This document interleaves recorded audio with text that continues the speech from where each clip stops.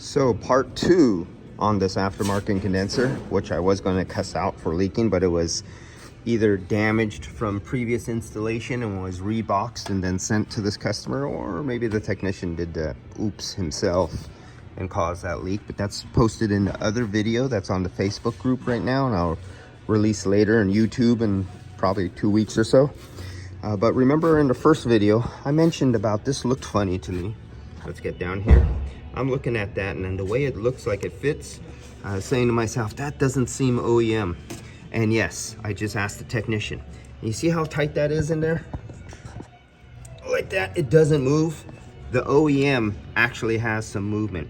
Then I asked the technician who put this in, I go, did you have a hard time putting that in? He goes, yeah, I was fighting with the first one. I go, what do you mean the first one? He goes, oh yeah, we already turned back another aftermarket condenser.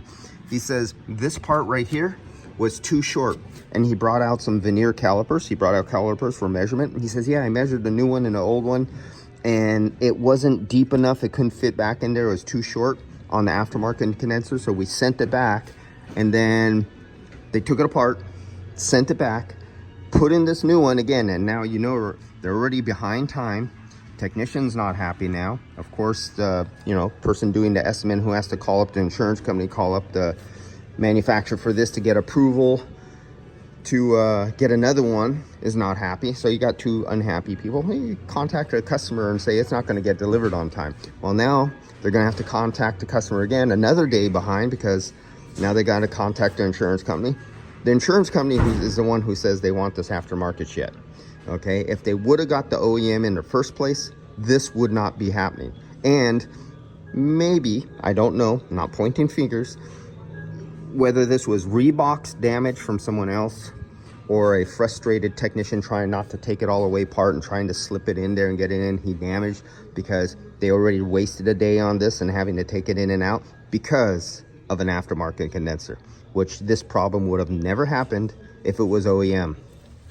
Now he has the other problem.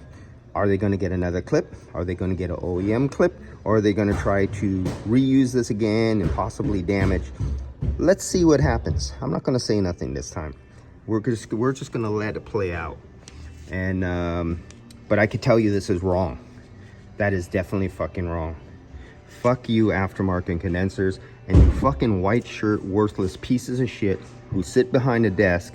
You fucking finger pointing, pencil tapping, phone answering, low life, non-technically clueless motherfuckers who keep telling body shops to keep putting in some of these aftermarket condensers. No, it's not the body shop's responsibility to make sure everything is perfect and measure everything. It should work right and fit perfectly the first time.